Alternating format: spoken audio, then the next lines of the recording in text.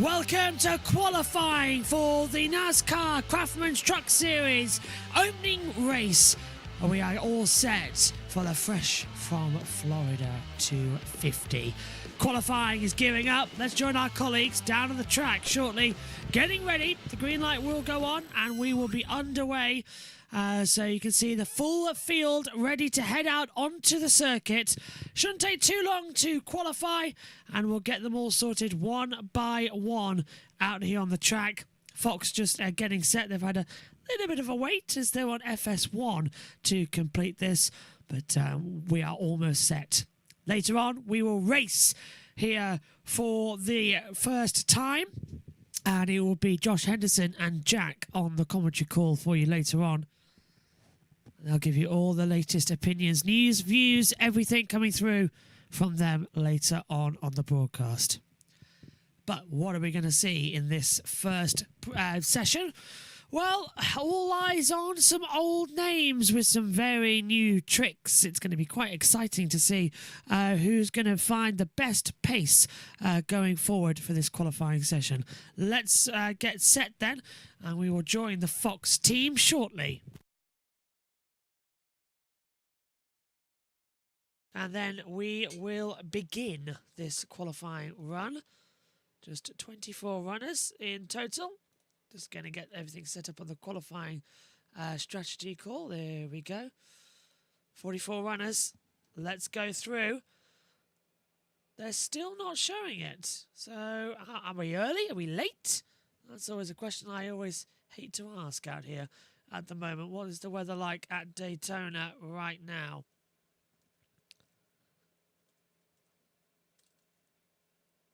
Because we should be starting. Hang on a minute. Who's told me for 15 minutes early? Dear, dear, dear. Well, now we know why we're not getting set to go out on the circuit.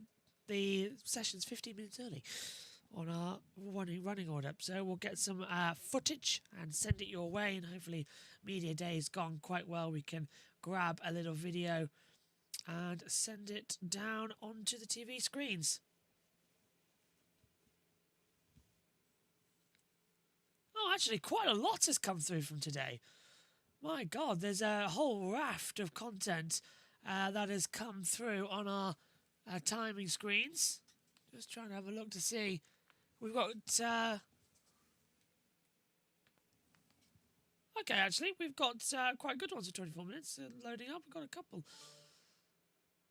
Number 14, Carlo Racing, in there as well. There's quite a few bits and we're just trying to open up coming into it. But right now, let's go down and join the ceremonies. 12 minutes of the game, he's totally dominant. Best player on the floor. Again. Well, we're waiting for the radio to come through here and we'll go over. Are you sure? There you go. I've actually been looking for you. Our scoot. Aren't you supposed to be doing something in the Winter Olympics this week? Or you not until they add motors to the Winter Olympics. But no, I just got done rallying last week and excited to be much warmer. It was -20 in Michigan, so it's much nicer down here in Daytona. The stuff you've done in NASCAR, can you kind of compare being here, being around this, being in the races to the other stuff you've done? Is it more fun? Is it harder? How do you manage it, relate to all that? It's competition, but honestly, it's really wild after coming down here a few years and always watching Daytona on TV just to see the family, the camaraderie, and now knowing so many of the crews and the drivers and everybody. This NASCAR community and getting down here to Daytona is it's so much fun. Honestly, when I stopped racing NASCAR for a few years, all my friends were like almost depressed. They're like, man, I just love going around the tracks and I love everything about it. So it's an amazing sport, and it's way more challenging and way more stressful than you'd ever imagine by watching on TV. So it's pretty cool. Okay, we'll go over here to Matt. Matt Weaver, motorsport.com, 2 for Cletus. I've always wanted to know, dating back to your ARCA stuff too, when you get your license, which name is on the hard card, and do you have to fight NASCAR to try to use the real name? I'm glad you brought it up. Let me see. See, I was fighting with NASCAR yesterday. They were trying to put Cletus Mitchell on my truck hard card. Let's see what we ended up with.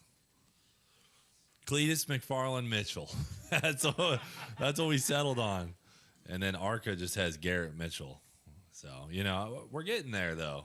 You know, it's progress. Incremental progress. The other question I've got for you, too, where you are right now in your development as a NASCAR-style driver. You've had intermediate races. You go to Bristol.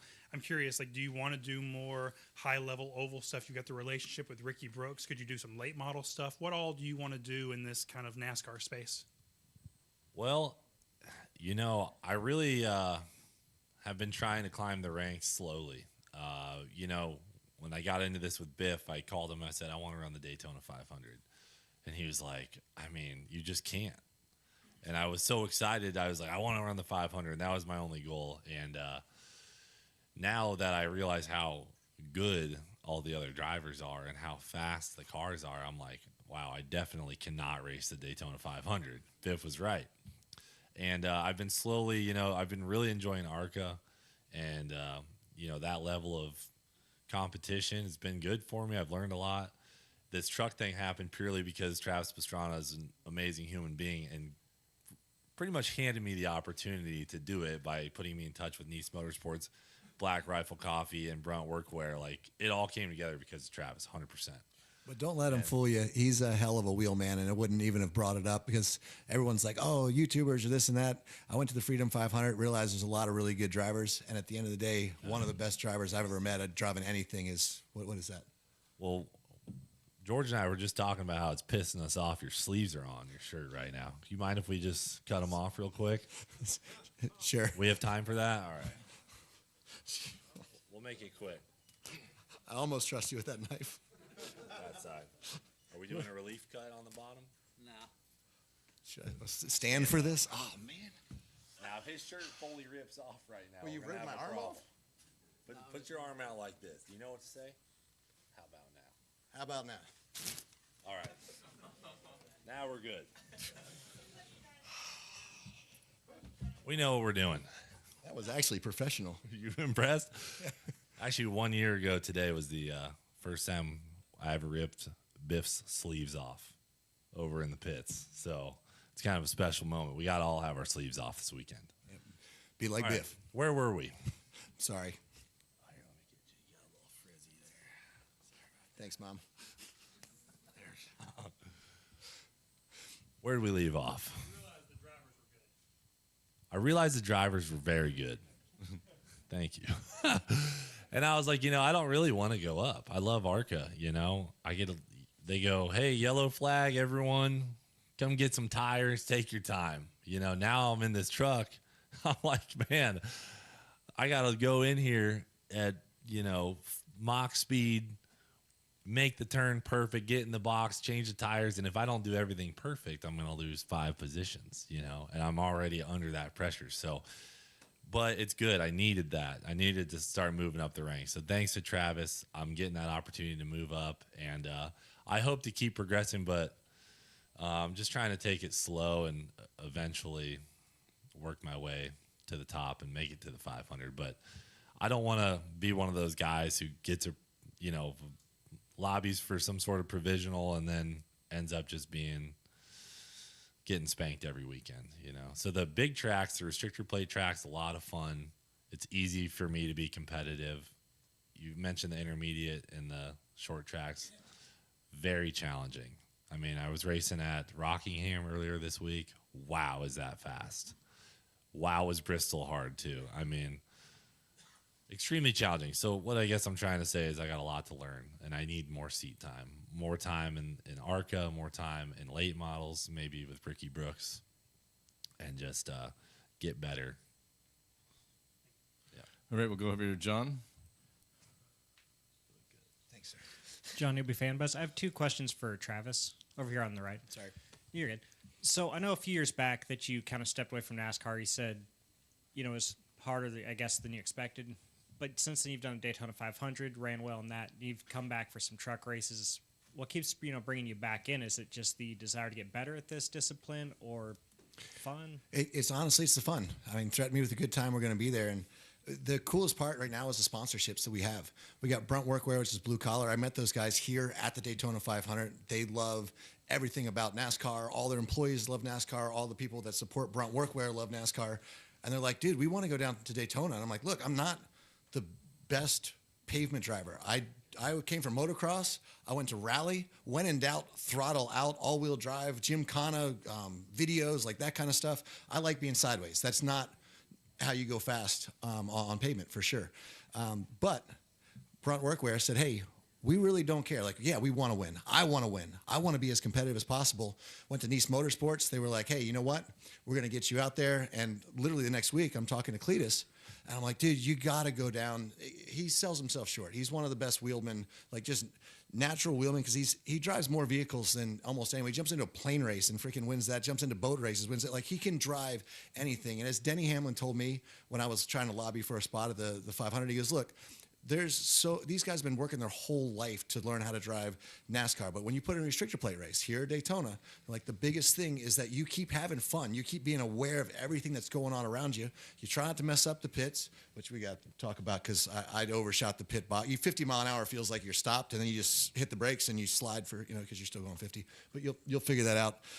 But if you don't make so many mistakes here, someone like Cletus, who can drift anything, who can drive anything, when people start bumping and shoving, and I tried the Crown Vics, I thought that was a joke out here. I was like, sure, I'll go run Crown Vics around Daytona. But when we got here, I was bumping and shoving and moving this guy, and he stayed right on that line. And I said, you know what?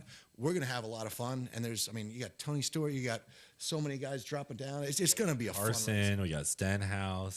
Stenhouse on the team, Nice. Like, he wanted us over there at 3. We got some press, but I was like, as soon as you're done the ARCA, we've got some homework to go over tonight. We've got a great team. And what did we say earlier? We're so good at crashing, it helps us not crash. Yes. That's where our skill set helps out.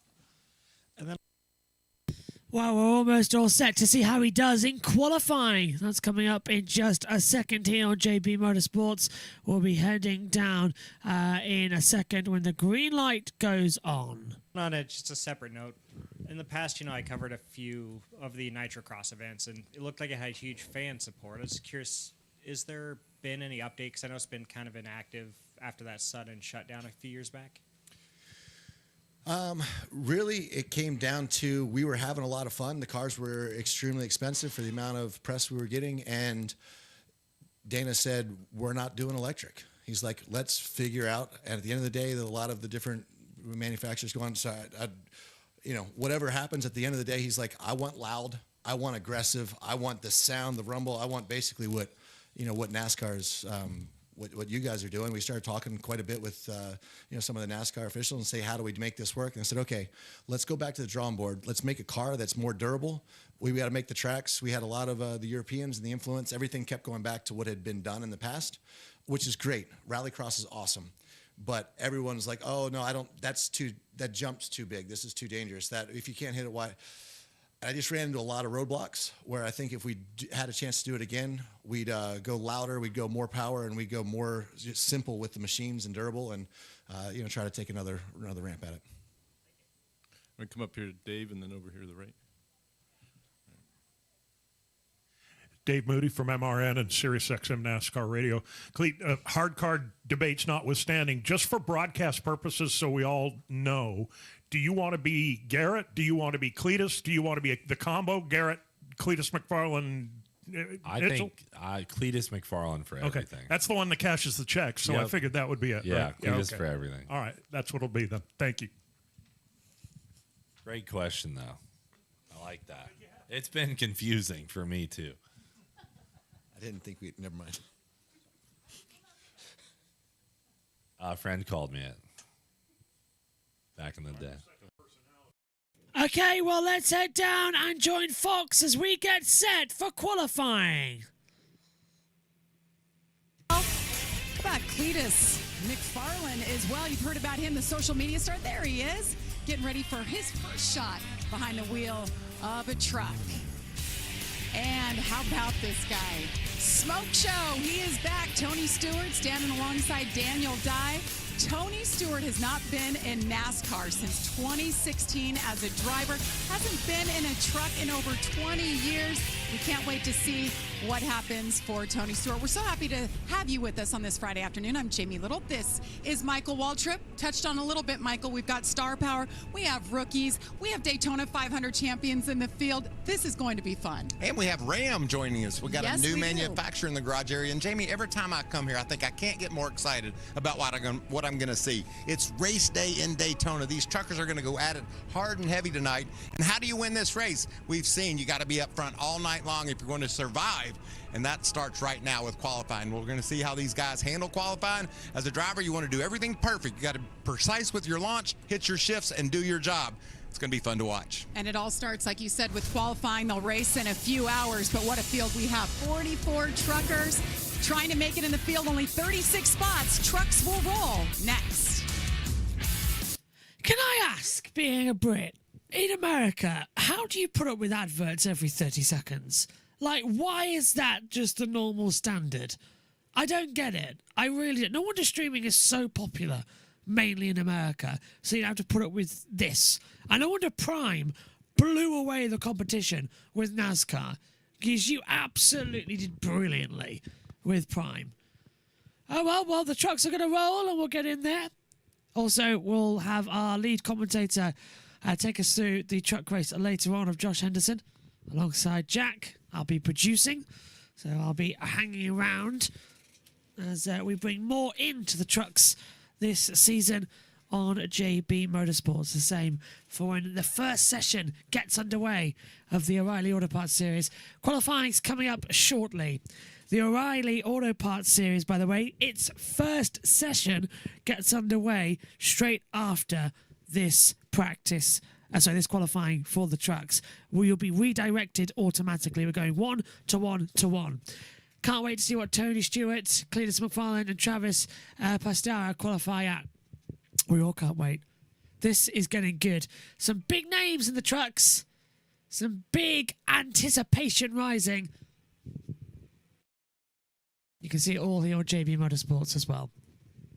And in the race coverage, we'll have some build-up with seeing, you heard it earlier on, some of the press conference.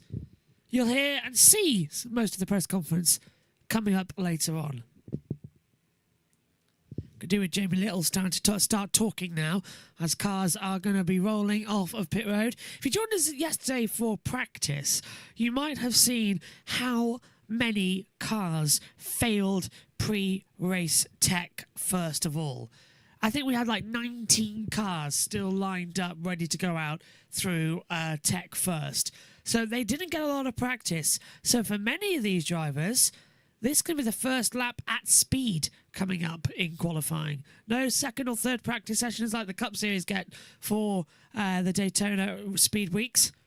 The green light is on, and qualifying round 1 is underway here for the Fresh from Florida 250 for the NASCAR Craftsman Truck Series. Which means in a few moments we're going to hand over to Fox Sports 1. Jamie Little is going to have a word out there along with Michael Waltrip, and we'll get the session underway. And then the race later will be with our own commentary team for the first time in a while. We actually get to, I think that's the first truck race ever where JB Motorsports will be actually in the commentary box for. Usually we take our colleagues' radio networks as well from MRN or PRN. That's what NASCAR decided to put his license. I know, but yeah, Cletus McFarland or Garrett Mitchell. He's using Cletus McFarland. He's actually using both. So he's using Cletus Mitchell. That's what he's down as. Like he's 22nd in the running order. That's what he's running as. So he's not using any of them. He's using a combination, a third different name. To Jamie. A beautiful shot there from the flag stand as we're getting ready to go green on Craftsman Truck Series qualifying. And now let's check in and say hello to Josh Sims. Well, Jamie, off the top, you talked about this star-studded field. I need no bigger star than an X-Games legend in Travis Pastrana. And, I'd like to know about the truck and everything, but more importantly, what keeps bringing you back? And I wonder if it's the fans, because you got the biggest group of people around you right now. No, Honestly, I mean, NASCAR is a lot of fun. I'm not the best rear-wheel drive. I'm not the best pavement person, but I love racing. I love competition. There's no bigger field of competition. Brunt Workwear said, hey, they've been working with us on all kinds of stuff for Channel 199, bringing down a whole bunch of welders and everything to help build ramps. And I said, look, we want to go down to Daytona. I met them here at Daytona a couple years ago at the 500. And I said, we just want to bring all the employees, all the people. There's like 60 of us between Black Rifle Coffee Company, all the veterans, all the Brunt Workwear, all the Nitro Circus. I mean, everyone just wants to come down to have some fun. And I was like, hey, if me racing, it helps you guys have some fun, hell yeah, let's go. And then Cletus McFarland, fingers crossed for him. Well, appreciate your time and good luck, Travis. JB? Freestyle motocross, motorsports legend. He is unbelievable. Don't you just love what Daytona does to people? Yes. I feel the same way Travis does. You know, I just love being here. I love being a part of this show. I love these high banks. As we see Timmy Hill, the first truck out on the racetrack, making his qualifying run. When I look out across this racetrack, Jamie, it just brings back so many memories and just makes me happy to be here. I got to sit on my hands to keep from waving at people. That's how happy I am. I love it. It's so exciting because, like you said, it attracts people. They want to be part of this exciting weekend. As we take a look at Timmy Hill, you mentioned 32 years old. He does pretty well around here. Yeah. I don't think he's ever finished outside the top 16 in his starts here. So that means he's avoided the wrecks mostly, and that's a good part of having success here at Daytona. Well, we mentioned there's 44 truckers here, just 36 spots. So we're going to have some unhappy and broken-hearted drivers going home.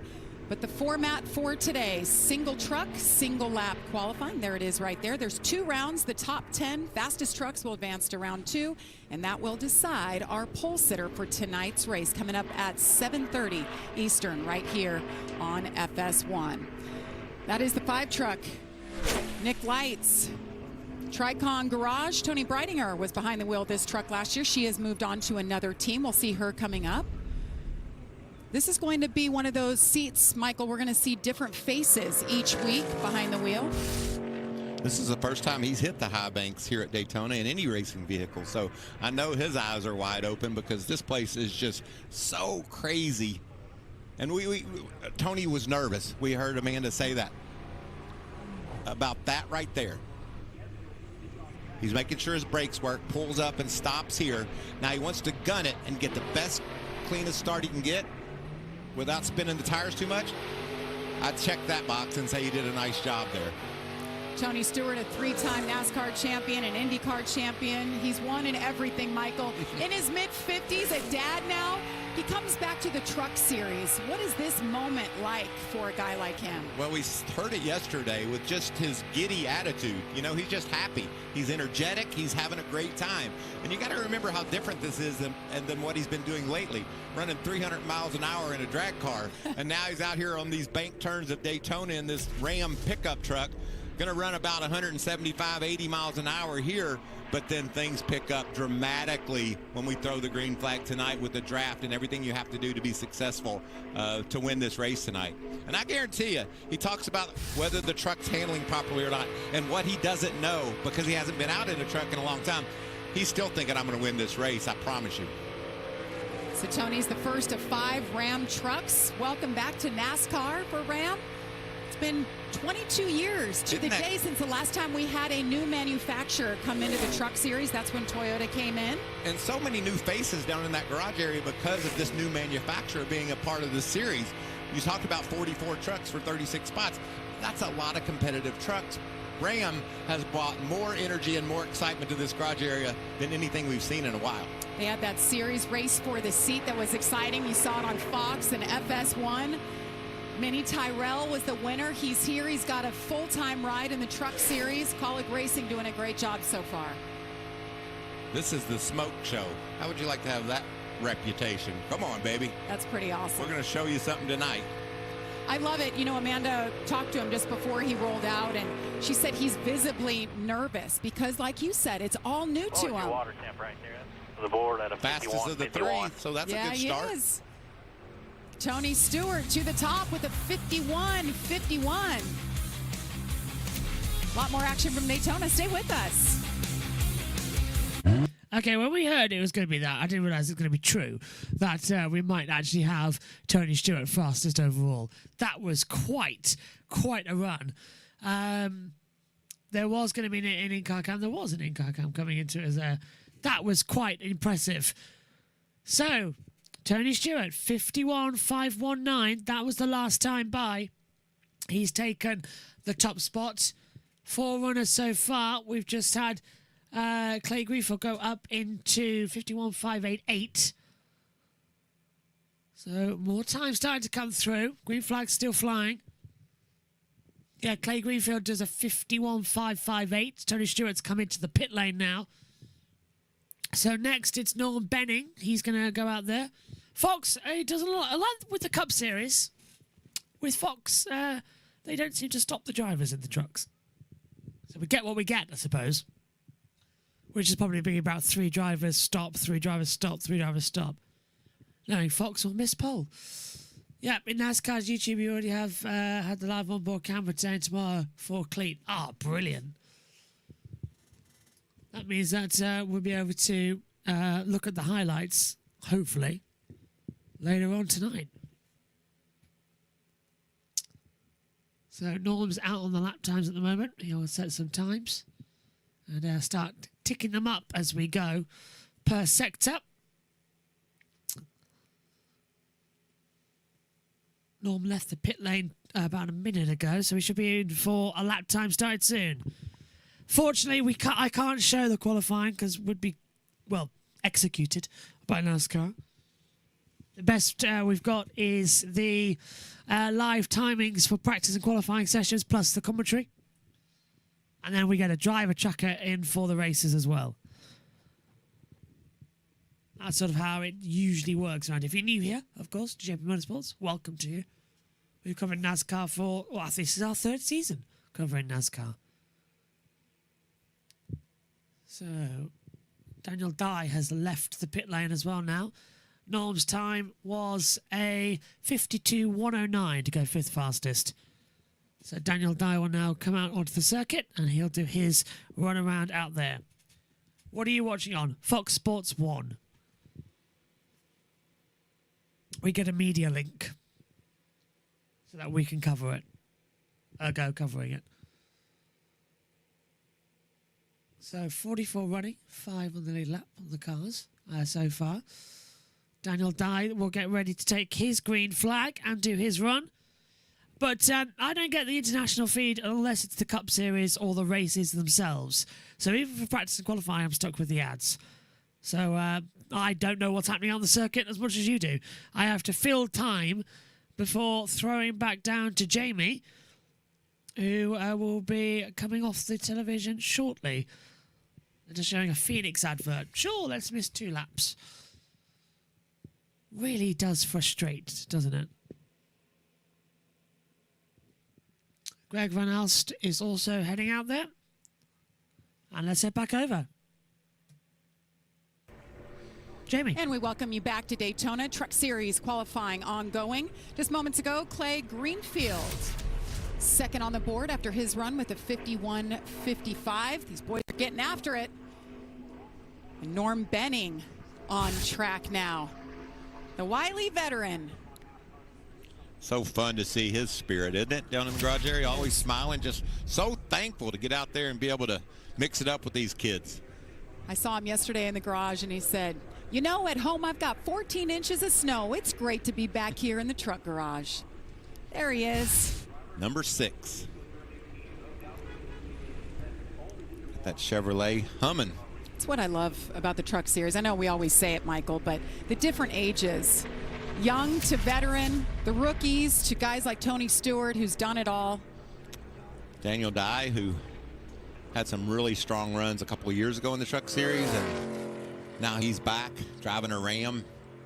You mentioned colleague racing. You got to appreciate the effort they've brought together to be here with 5 very competitive trucks. Tony still hasn't been bested. He's the fastest of 5, as we can see there in our pylon.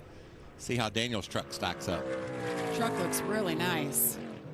He's going to be about 3/10 off of Tony's speed, but I got to tell you, Jamie, and I believe this with my whole heart, you qualify 36 or better, you can win this race tonight. That's how crazy things are going to be. That's what this race is. It's a big deal to get the pole, but it's not everything. You can win from last. Let's say hello for the first time to Amanda Busick. Hello, Amanda.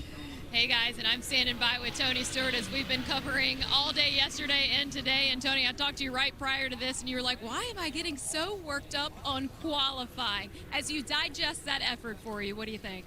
Well, it's definitely not my effort. It's the effort of Colleague Racing and everybody at Ram and the work that they put through the winter to get trucks down here for 5 of us to race this week. So, you know, they got a lot of trucks that are in process to get ready for the next races too, but really impressed with what Colleague Racing and Matt and Chris and Ty Norris, everybody, just this group, from the first time I went there to just get roughly fit for the seat to where we got fit on Monday before the trucks were ready to leave to come down. It's just unbelievable to see the effort these guys have put into this, and I know there's a lot of expectations from the Ram side. So, you know, Tim Kaniskis is here and got a whole group of people down. So hopefully this goes well, but this is a fun group to race with, and it's, you know, I don't know. I have no idea. I mean, Eddie Jarvis, who's been with me my entire life in NASCAR, just started laughing because it was 25 minutes before we were supposed to go qualify, and he goes, normally you'd be in bed. So he's like, what are you so amped up for? So I don't know, I'm getting older. I get a little more nervous about being on time finally. So hopefully we can stay up on the board where we're at. That'd be nice. Hopefully you're impressed with you too. Yeah, well, they said I can keep my job the rest of the day. We'll reevaluate after that. I love it. 54 years old, and he's finally figuring out that it does matter to be on time. Nobody like Tony Stewart. He's a lot of fun. Yes, he is. One of the greatest race car drivers in the world. I mean, he has done it all. Greg Van Alst just went out last time by. He was 52-41, the driver from Anderson, Indiana. And we're looking at Josh Rayom in the 22. This guy takes on a lot, does a great job, runs part-time, but then he runs and owns this race team. And that's a full-time job, trying to put together sponsorship, trying to put together, as Tony said, giving all the credit to Colleague Racing. Building these trucks is quite difficult because you want them to be perfect. You want to tweak everything, mounting the body the way it needs to be, putting the right springs and shocks. And Josh worries about all that stuff, and that's a really admirable job that he does for this team. Nice run for Josh Rayom. 51.75, good enough for 4th after 8 trucks. Coming up next, so glad to see this guy here. Stuart Friesen just 200 days ago, Michael. Look at this horrific crash. I can't watch it. That's just so scary. And I mean, he was severely injured. Shattered his pelvis, broke his leg, fractured his back. Was in the hospital for quite some time, was on a cane. We saw him at a few races last year, but he said, my goal is to be back here for Daytona. And lo and behold, Michael, he's here, doesn't even have a cane anymore. He's lost 15 pounds and said he feels great behind the wheel. And guess what he's done this week already? Winner in the dirt car. That's got to feel good. You race car drivers are just built different. Well, it's all about passion and heart and the way you grow up. You know, I remember having a crash and people thinking, why would you do that again? Well, you don't know any better, you know, and you think, well, surely I won't have a crash worse than that one, you know, and that's good. That should be as bad as it could ever be. And I bet you that's what Stuart said. You know, I'm coming back because my passion, my heart for getting to race is what I'm all about. Got to think that no matter where this ends up in qualifying today, it's a win just to be here and a celebration for the team to have him back. He's running a second truck full-time this year, and he's got John Hunter Nemechek behind the wheel for this race. So he's still to come as Friesen locks in 3rd so far. We talk about Tony Stewart's attitude and how much fun he's having. There's Butterbean looking at himself on TV. Looking at himself on TV. I wonder if he had any idea a year ago at this time that he'd be representing Cummins, driving a Ram, and being on TV, baby. What a great guy. Another one of the Ram truck drivers full-time this year. Moving on up. I'd say every truck that goes by that doesn't beat Tony Stewart, he just gets a little more giddy. He's going to have even more fun with the speed that he's got in that 25 Ram, and that's impressive for Ram. You know, bringing the new truck down here to Daytona and being able to have that kind of pace. I don't care where he winds up. He's beat some really solid trucks. You know, Dana White was the coordinating producer of Race for the Seat, so heavy involvement with Ram, and he's supposed to be here tonight. So a lot of added pressure. They really want to perform, come out of the box swinging and say, we are back in a big way. Justin Carroll in the 90. Attempting his first Daytona start in any series. What is that like? Michael, you remember your first time showing up to Daytona? I do. I couldn't believe it. Well, you got to remember, I came here for the first time 50 years ago, and so that was 1976. And I raced my first race here in 83. So I'd seen the track and been here and watched my brother, but man, when you go down the back straightaway for the first time and you see those banks, all you see is a wall of asphalt. It's just so intimidating and so cool too. And I think that when you get to do that, it's just something you'll never forget. Well, we have a few in the field that are here for the first time. Wide-eyed for sure as we take a look at Christian Eckes. Welcome back to the Truck Series. Gosh, he was a threat 2 years ago, Michael. Then he got the promotion, moved up to the O'Reilly Auto Parts Series. And he told me I wanted to come back here because I love knowing I have a chance to win about every race. So Bill McAnally said, yes, come on over. Different team. He's got different crew members, different truck number, but glad to have him back here. He's raced here 5 times and has top 10'd it 3 times, Jamie, with 2 top 5s. So he obviously is a very talented racer and has been able to avoid the mess, stay out of trouble, and put up some solid finishes. He really has. You know, going back, we had practice yesterday, and the Ram guys, Tony said, I really want to get in the draft. I just want to feel what these trucks feel like. But they said, no, we're not wrecking trucks here. Let's just make sure our trucks are good and everything's dialed in and you're comfortable. So we'll see it all go tonight, Michael. It's going to be a lot different under the lights. This looks like a in the green. Solid lap. Yeah, that's the fastest so far. To the top, Christian Eckes bumps Tony Stewart. 11 drivers so far. You're watching NASCAR Craftsman Truck Series qualifying. Here's Michael McDowell.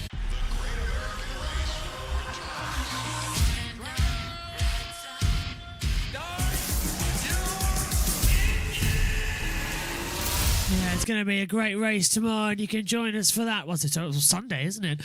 Weather forecast is clearing as well, by the way, for the 68th running of the Daytona 500. You can catch it all here on JB Motorsports as well. So thank God for that. We needed to have a good Daytona that actually got finished on a Sunday.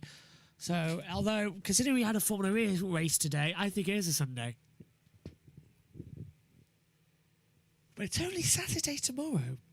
But it's been a very, very, very long day. And we've got O'Reilly coming up tomorrow, which is going to be a lot more exciting.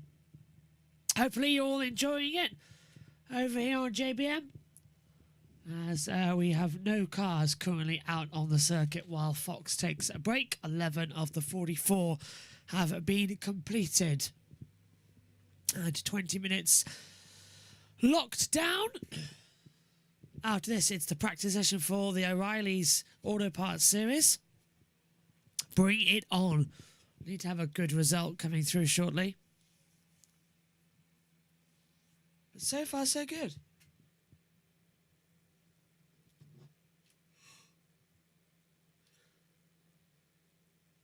So just having a quick look at who's coming out next then. Tony Beringer is going out. And left the pit lane 16 minutes down pit road as well. That's all he's been on there. 4 minutes after the green flag went out. So he was on there just a bit later than we expected him to be. And we'll get ready and we will head down shortly back to Jamie Little as we pick up with the fast lap. And I think some driver interviews are going to be down there as well to come through into it. Christian Eckes is fastest at the moment, but Tony Stewart's second. Don't forget, this is only round 1. The top 10 will go in to the second round later on. So there's every chance that Tony Stewart could still be on pole position. Let's head back to the box. For the free NASCAR Fan Rewards loyalty program today at NASCAR.com/fan rewards. Welcome back to Speed Weeks, presented by Advent Health. Qualifying ongoing here. Christian Eckes jumped to the top of the board. 51.45. That's just over 51 seconds around this 2.5-mile oval. Let's check in again with Josh. Well, I know it was a tough night for Corey LaJoie last night trying to make the 500, but how much can this be a reset and almost in a way salvage the weekend if you have a good performance in the truck? I mean, I'm still sick to my stomach, but it's a new day. The sun came up, contrary to what I thought last night at about 11 o'clock. Just gutted still, but it's a new day, new opportunity with this Henderson 75 group. It's cool to go, like, get the big team at RFK. It was cool to see that, but this is legitimately a family operation with Chris Carrier and Debbie Creasy Henderson to continue Charlie Henderson legacy.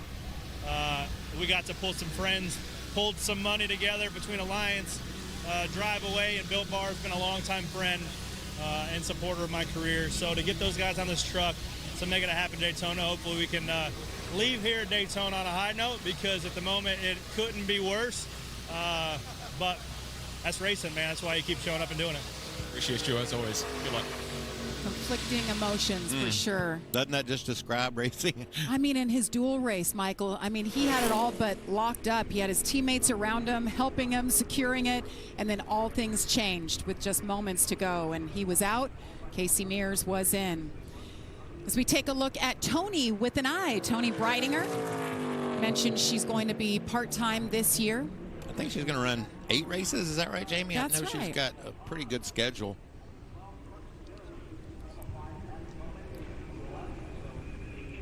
Got a little debris at the end of pit road, so we're going to take a break here in the action, holding the next truck until they can get it cleaned up. Tony in that second Rackley Ward truck. They're running 2 full-time trucks this year. So while we're under a brief hold, let's check in with Amanda. And it is so good to see Stuart Friesen back in a truck for the first time since IRP last season. And Stuart, on behalf of all of us and the truck fans watching, it is just absolutely wonderful to see you. What kept you pushing for this moment right here? To be back here, in the truck series back at Daytona is pretty special. So big thanks to all our friends and fans for pulling for us. Able to get some dirt racing under my belt the last couple of weeks. So we're back to normal. Just searching for a little bit of speed here in qualifying.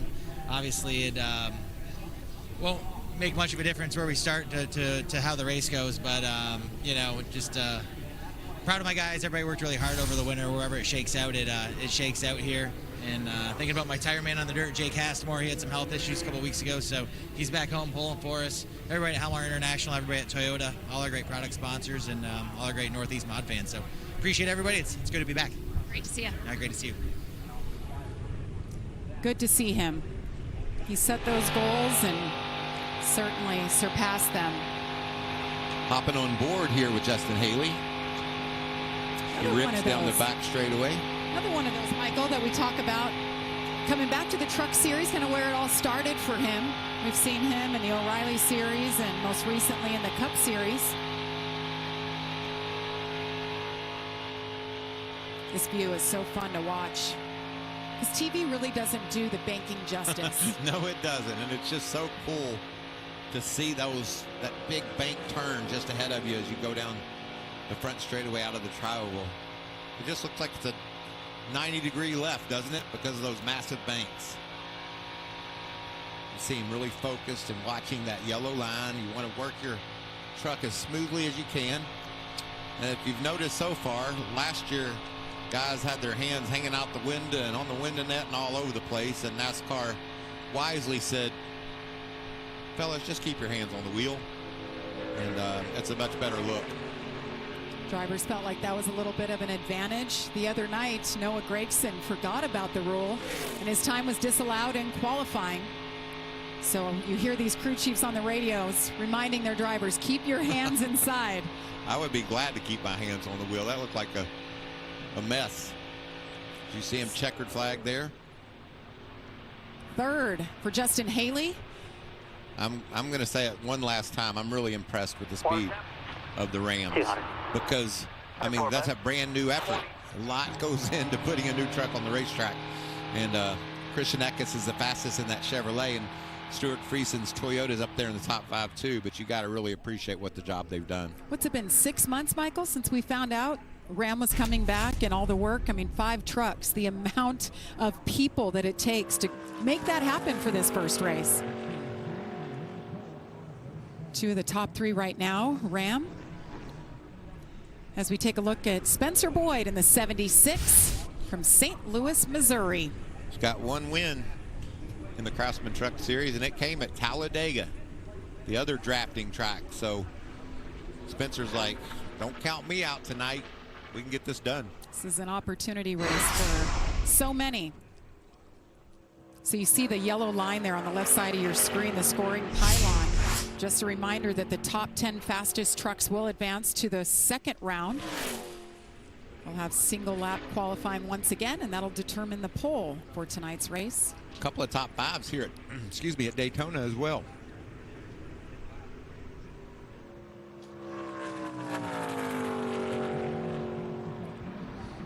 And ninth for Spencer Boyd. How about Mini Tyrell? Mentioned this young man, race for the seat. It was about 15 drivers came together. Multi-series show on Fox and FS1, and that is your man. Mini Tyrell got the job done. It was like a reality show for these uber talented race car drivers, Michael. They couldn't see TV, they couldn't use their phones, no outside communication, and that means he won the seat. He's here in the 14 truck for the entire year, but he's got his hands full here, Michael. He's never done this before in a truck for the first time at Daytona. Yeah, he's got 5 Cars Tour wins, so you know he's a competitive, fast, young racer. But like you said, Jamie, this is much different. And he's got his eyes wide open. And you know what I find interesting is Mini Tyrell, never done this before, right? He's nervous and anticipating what's going to go down. Tony Stewart, done it forever. He feels exactly the same way as Mini does. Isn't that the truth? Daytona just brings out so many great stories.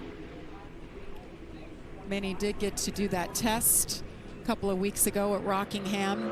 Said he just turned laps as long as they would let him. Turned about 125 laps, I believe. So you see Mini Tyrell, 9th so far. Let's hear from Mr. Carson Hocevar, Josh. Well, Jamie, Carson had some issues in practice with that truck. I'm assuming the team was able to get things fixed up. So how are you feeling about the repair job and what lays ahead for you tonight? I'm just glad I wasn't the one repairing it. It would have been a really bad job. So I'm glad I got really talented people to work on this thing. We got a really big brands on the car or truck. IKEA and Best Buy still want to give them a good performance as their debut in the sport. IKEA's never even sponsored anything, realistically in anything. So it's humbling experience to be a part of it, let alone have it in a truck race of all things. So excited to do that with Spire and everybody. I feel good about it. Spire's won here before in a truck, and obviously before then, KBM's won a lot of them. So with Tyler on the box, maybe we could be one spot better than yesterday. Thanks and good luck, Carson. Definitely like to see new sponsors coming into the sport, Michael, especially those that have never dipped their toe over here. I'm telling you, the Truck Series is where it's at right now, That's Michael. Right. And if you ever want to know how much fun it is and how much people look forward to being here, replay that Travis Pastrana interview. And he brought all his sponsors and all his friends down here. Yes, Man, he if did. you want to be a part of NASCAR, just find you a truck and be here at Daytona. Dawson Sutton, nice job there. 51.60 is good enough for 5th. Got his T5, 51.60. Michael, you just mentioned Travis Pastrana. We heard from him. He has pretty much seen it all and done it all. How about this? Jumping out of a perfectly good airplane without a parachute. Well, you can see he can jump over anything and out of anything, And obviously. race anything. I was there the day that he pulled off the first ever double backflip on a dirt bike at the X Games. Been watching this guy a long time, Michael. He has been special since he was 12 years old. He has been on the map. Great finish in the Daytona 500, too. Just a couple years ago, That's came right. out for 23.11, finished 11th. 11th. Drove for Michael Waltrip Racing back in the day, and we got to be really good friends. Went and raced with Cletus at the Freedom Factory last year, and Travis got the victory racing a Crown Vic, so he's still got it. You're going to see that tonight.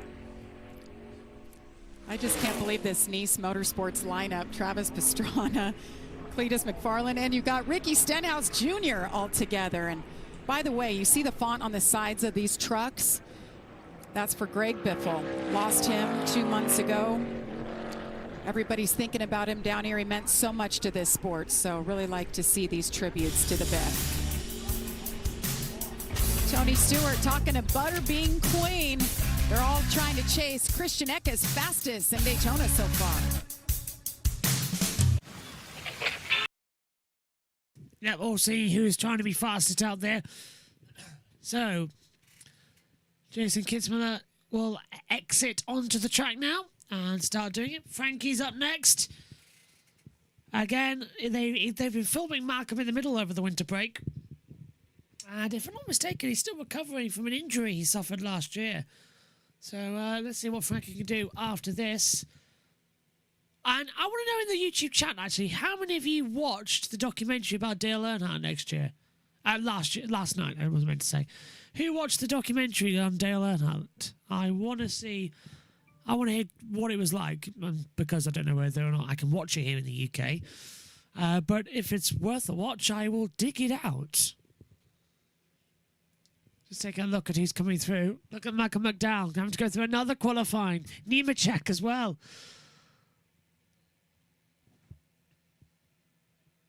Just hearing as well that we're going to have a couple of more cars vending out soon.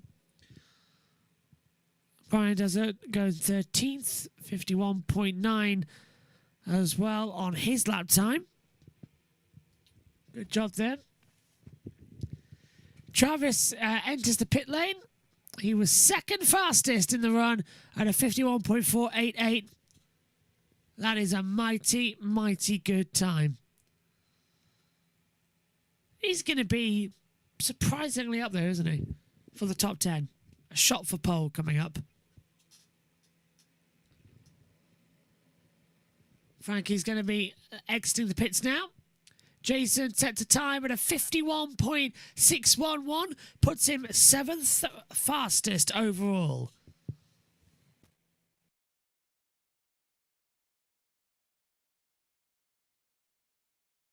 I think with me doing quite a lot of the commentary, I should switch to a commentary microphone. It only seems right to have the same balance of level on it on here. Trying to come into it.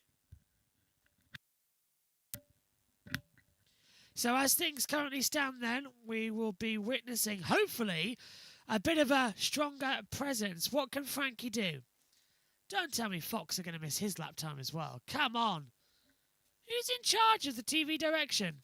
Here we go, back to Jamie. Just than that, a great shot of Daytona International Speedway. The ocean just out yonder, as you would say, Michael.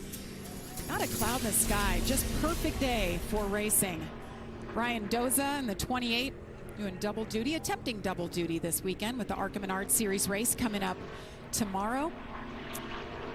14th quick for Doza. And another familiar face from the ARCA Menard Series, Jason Kitzmiller in the 27. 97. The 97. He had a good run, top 10. 7th quick so far.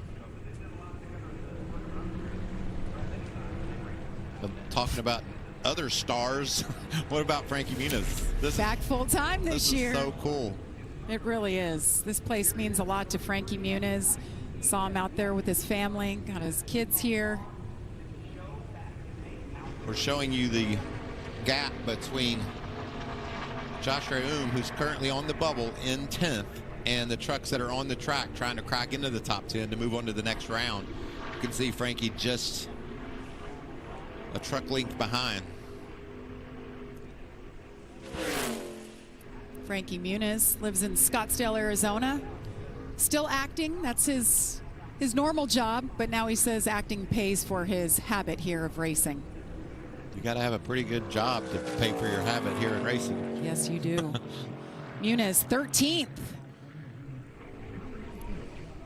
Let's hear from a Daytona 500 champion. He's with Amanda. And making his Craftsman truck's debut here this weekend. And you just told me off camera that qualifying and driving a truck is dramatically different than driving a cup car. What sticks out to you? I'm not even sure where to start, really. Yeah, I think for qualifying, it's just about getting up through the gears and making sure you hit your shift points with the sequential shifting we have in the cup car versus the H pattern here. Is quite a bit different, but just the steering and everything feels just a little bit slower than what our cup cars are. But I'm really looking forward to it. Everybody at NASCAR Motorsports, JF Electric, it's given me a great truck. I enjoyed practice yesterday, made a lot of laps with my teammates, and I'll take the first half of this race trying to figure out exactly what's going on and how to draft, how to push, versus our Cup cars. But we got a great opportunity. Phil Gold always, puts great race cars on the racetrack, and I guess race trucks, Silverados, and Cody Efall runs a great shop over there. So looking forward to running a few races and see if we can't get this JF Electric 45 in victory lane. Good luck tonight. Thank you.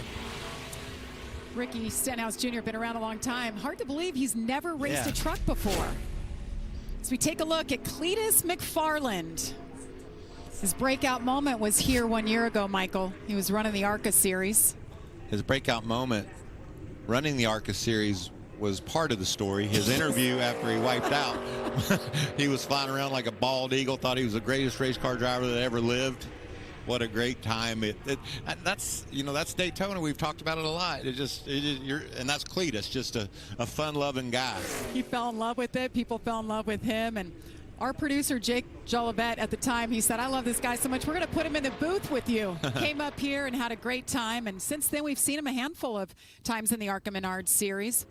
Let that truck wander up the hill a little bit more than I would have liked to have seen in 1 and 2. You want to try to wrap that line, and you can see he's leaving a gap there. Better in 3 and 4 than he was in 1 and 2. Got really wide. In the green still to the bubble. Josh Ryome on that bubble in 10th right now. Wow. Wow, second. T2, 51-45. Cletus, did I hear him yell from inside that truck? He's pumped. That is a great lap. Just in front of Travis Pastrana, his teammate. Well done.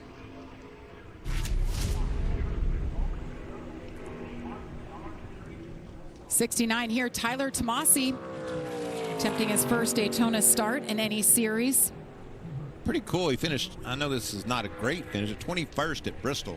I mean, you survive Bristol. We know how tough that place is. So kid's got some talent. Gets in the right position here. Could have a good night. Got a fast truck, too. He's just barely trailing Nick Lights for that coveted 10th position. That's a good-looking truck. It is. Would you call that seafoam? Oh.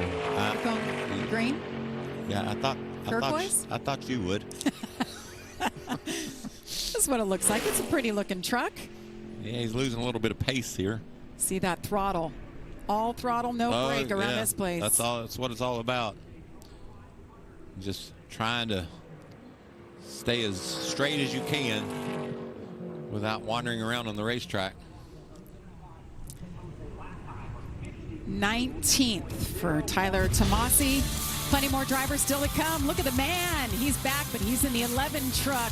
Caden Honeycutt, Grant Enfinger, Tyler Ankrum coming your way from Daytona. Welcome to basketball country, Fox. Yeah, well, basketball country, we're coming here. Look at the run. We've got Cletus up in second position. This is unbelievable. 2, 3, and 4 for wildcard entries. This is brilliant. Absolutely spectacular. Well, Josh Henderson and Jack have got a hell of a race to commentate later on. I can't wait to be in the production chair, and I'll voice my opinion every now and then if they ask me nicely. But I'll be watching in the booth. They have the honor of calling the Freshman Florida 250. Should take about 2 hours to complete. Green flag is about 7:30 Eastern time. Should be done by 9:30. Wrapped up by 10. And then into bed we go. Ready for tomorrow, where we'll be busy again here on JB Motorsports. Tomorrow we've got the O'Reilly Daytona qualifying at 3 o'clock. That's UK time, sorry. But we've also then got practice 3 for the Daytona 500 and the O'Reilly United Reynolds 300. And on Sunday, it's the Daytona 500. And you better believe we're on live for so long. There is a big big build-up to the Great American Race. You'll hear all of everything as we head now back to Fox. Right around the corner, and that means your favorite fantasy games are back and better than ever. In Fantasy Live, set your lineup and garage driver each week, earn fan rewards points, climb the leaderboard, and compete for a $25,000 grand prize. Or try 36 for 36, a survivor-style game where you can create or join leagues to compete against your friends. Sign up for free at NASCAR.com or the NASCAR app to join the action and make every lap mean more. This weekend on FS1, it's the Bassmaster Elite Series, where the best anglers in the world battle the wild and each other. You want some of this? The hunt, let's go, is on. Woo! The Bassmaster Elite Series, Saturday and Sunday at 8 a.m. Eastern on FS1. The Great American Race returns with back-to-back champion William Byron looking for an historic three-peat. It doesn't get bigger than this, the 68th running of the Daytona 500. That's Sunday, 2:30 Eastern, with pre-race coverage starting at 12:30. That's only on Fox. And those Thunderbirds been practicing their flyover all morning long. It's a sight to behold, and so is this. Josh, who are you standing by with? I'm standing by with Chandler Smith back in the 38 truck with Front Row.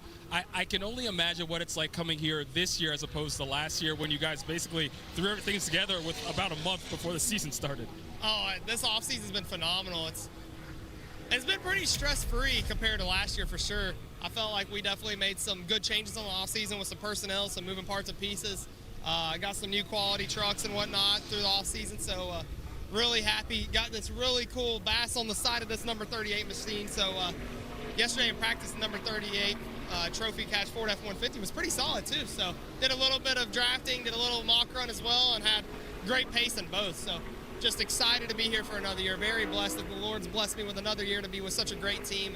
All the men and women at Front Row Motorsports, they just been working so hard on this off season, and I'm really excited to see what 2026 has in store. And Chandler's team has been telling me they got that bass on the side of the 38 truck. They're saying it's the fastest fish in the South, Jamie. I like it. It's a good-looking truck.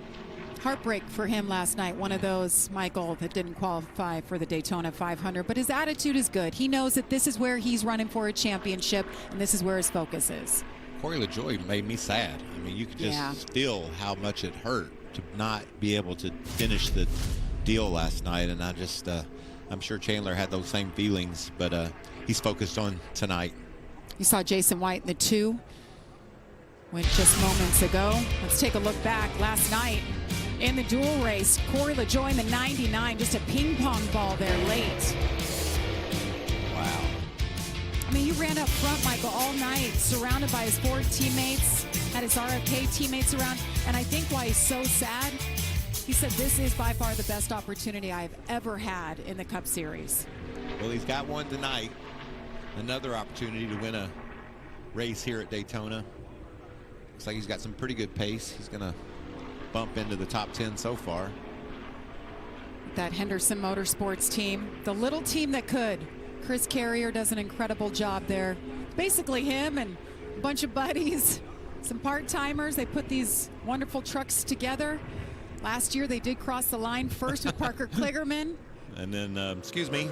Had a problem in tech. You're going to have to move aside. And they gave Corey Heim the checkers. 7th quick right there for Corey LaJoie. Not too bad. If my math is correct, that will lock him in. And everybody looks at me like, you can't do math. But it is correct. Good job, Michael. As we take a look at Jake Garcia, Thor Sport driver. They've been good here in qualifying the last 6 years. Haul it down into turn 1 and try to stay as close to that yellow line as you can. That's your job. Doing a pretty good job of it there. Best finish of 12th here at Daytona in a couple of starts. Garcia just turned it up last year. Did a great job with this team. 2nd year with them. Tracking in the green to the bubble. Stuart Friesen on that bubble. You see that yellow cut line. We talked about how well these Thor Sport trucks qualify. Looks like he's got a really, really fast lap going on here. I think this is the fastest so far.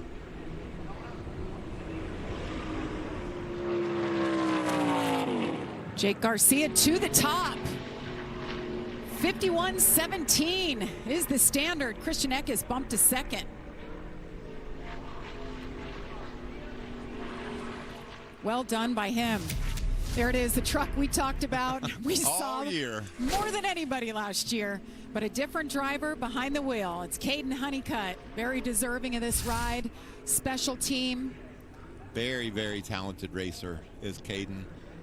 I would not be surprised at all if he isn't one of the championship chasers when we go racing this year. He's just that good. We saw what he was able to do last year, driving for Stuart Friesen. So impressive. You know, we were impressed with everything all year long that Corey Heim did in this 11 truck. But when he made that 7-wide pass at Phoenix to win the championship, I've never seen anything like that.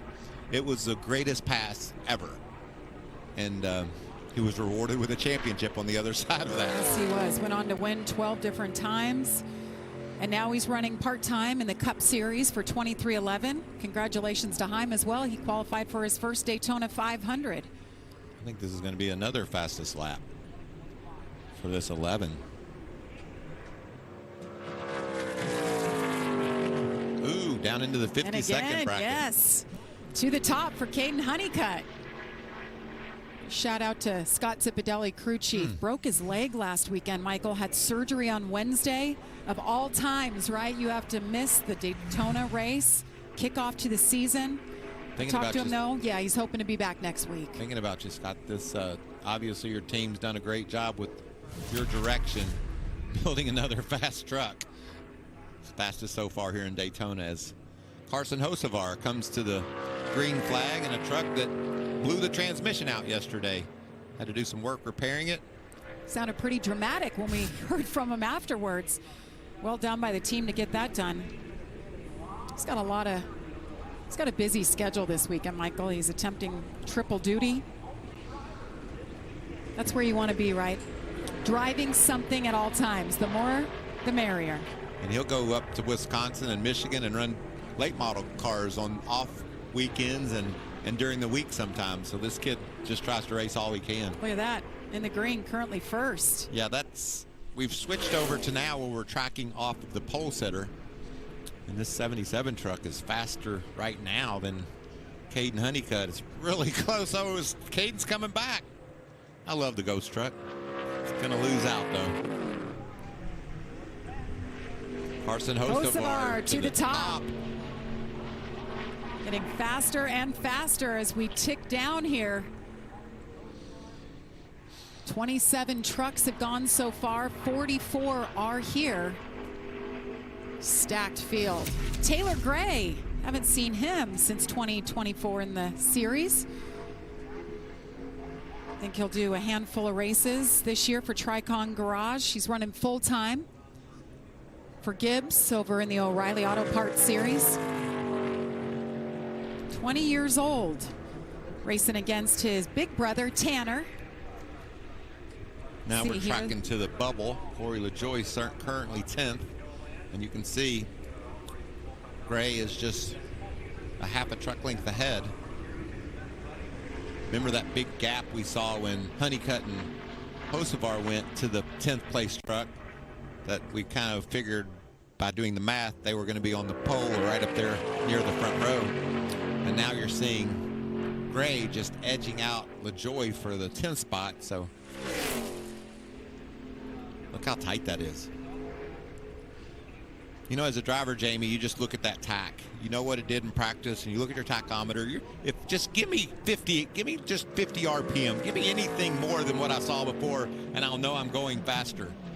Taylor Gray, 7th. One of the 5 Tricon Garage trucks. But Tony Stewart up there hanging on to a top 10 so far, 8th. Along with Justin Haley and his Ram in 9th. And Cletus and Pastrana still hanging tough. So take a look at the 17. This was the Rookie of the Year last year, Gio Ruggiero. Second here in his truck debut. And then he went on to win at Talladega. I think he knows how to get around on these drafting style tracks. And he was flawless at Talladega. He did everything exactly right, put himself in a position all day long to win that race, and I was really impressed. Carson Hocevar currently on the top of the board. You can see Gio's tracing right there with him. This will probably be top 5 so far with that little bit of a gap between he and Hocevar. Got a Chevy and a Toyota currently first and second, and a Ford third. Isn't that crazy how that works? It really is. And Ram, so Tony Stewart, Justin Haley. You know, though. See Hocevar pulling away on that ghost truck. You know, though, if you're Gio Ruggiero as he slots in fourth, that truck's plenty fast enough to win this race tonight, and he has the ability and the knowledge and the experience that's shown it's going to take to do just that. So he'll say, we're in a good spot, y'all. Well, I feel like that was their MO last year, Michael. They didn't always qualify great, but when it came to race time, you always saw them up front. Grant Enfinger, 41-year-old out of Fairhope, Alabama. Fairhope, Alabama. This is one cool cat right here. Grant Enfinger's the veteran of the series, as you mentioned. Just loves what he gets to do. Talking with him in the garage yesterday and talking about what a wonderful off season he had with his family. And now back behind the wheel. And we're comparing to Justin Haley, who's in 10th, and you can see he's just slightly ahead. Grant Enfinger, one of 2 former winners here at Daytona in the field, one in 2020. Third year with CR7 Motorsports. Working his way off turn 4. Solid lap here for that truck. Still in the green. By a lot. He could be top 5. Yeah, third. Great job. Grant Enfinger picking up the pace. So Tony Stewart now on the bubble. Once again, the top 10 will move on to the second round. They'll each run another lap, duke it out for the pole. Chris Wright from Pennsylvania getting a chance to run in a very, very fast truck here. Seeing Chris jump around different series, Arc Menard series, O'Reilly, full-time here. Yeah, I'm glad he's full-time. First time he's been able to do just that. And with a great team, McAnally, Hilgeman Racing, some great teammates. Got his best career finish at Talladega last fall, 11th. So he's he'll take that experience that he gained there and try to apply it tonight. You see him compared to Tony Stewart. Tony's holding him off. The technology is so interesting. I love that we have the ability to see the different lines, see where people made up time, where they lost time. And it gets much more detailed with these teams and the technology they have to see what they're doing right and wrong, where they can be faster. I was chatting with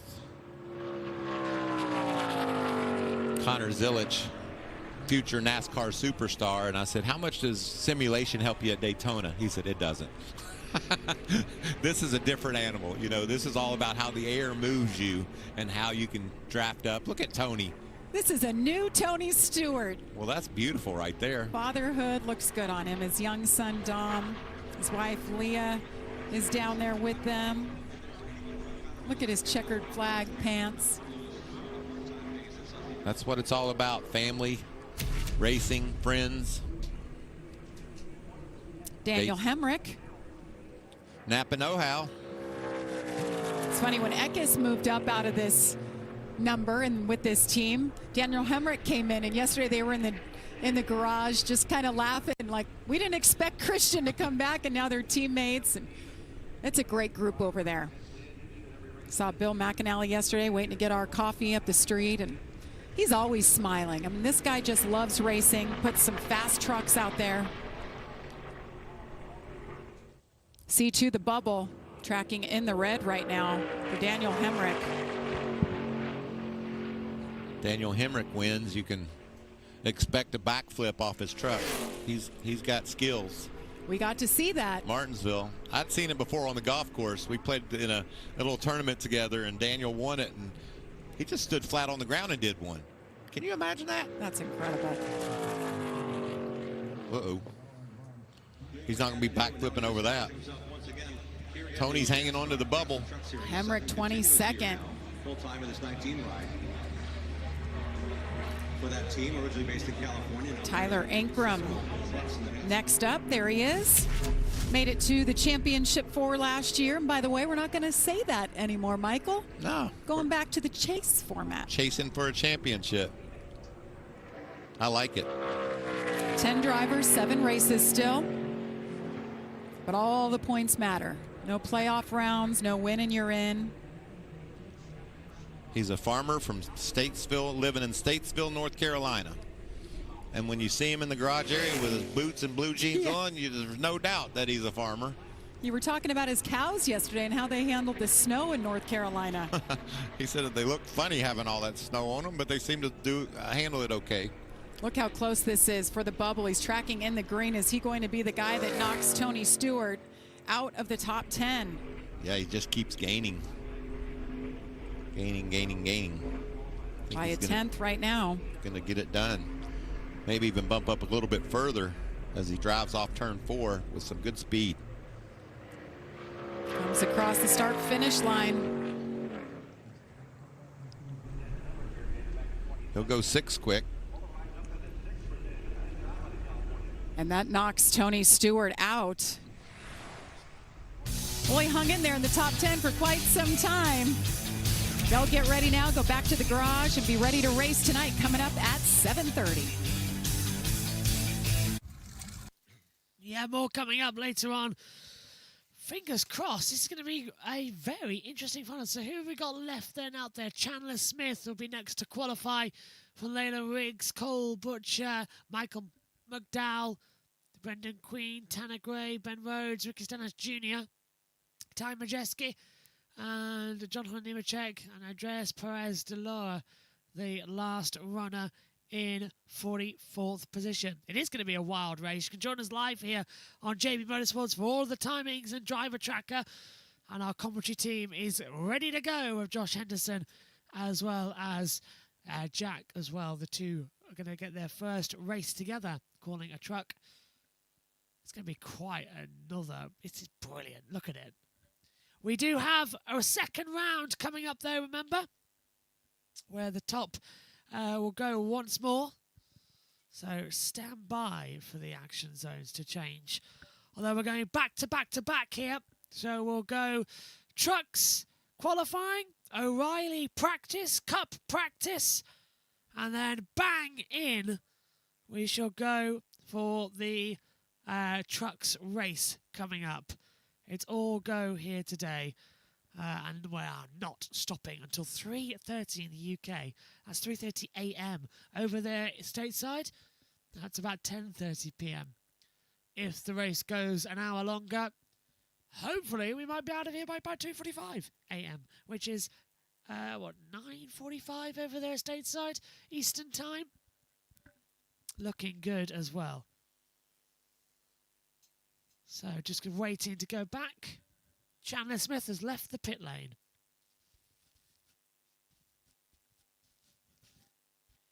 So we're going to see what Chandler can do next. On his one run to try and get into the second round. Or be locked in position for a starting 11 downwards. I'm going to put my body warmer on actually. It's very cold in this commentary box.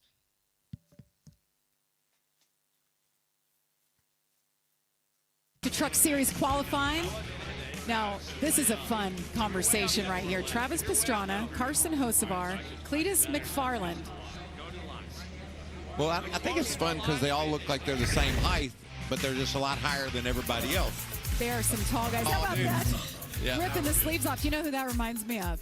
The Biff. Yes. The Biff. He's been rocking the no sleeves. And that's Cletus's deal. And they're out. I was listening to them, and they were talking about what I said earlier when Cletus when he went down into turn 1, he let it drift up a little higher than he wanted to. And he said he just tried to give it, you didn't want to bend it down too much and bind it up, and he just let it wander more than he wanted to. Well, right now, they're still in the top 10, so waiting it out to see if they get another shot at it. But we've got some fast trucks coming up, Michael, as we ride on board with Chandler Smith here. We're comparing to the 10th place truck right there of Taylor Gray. Those two, that's just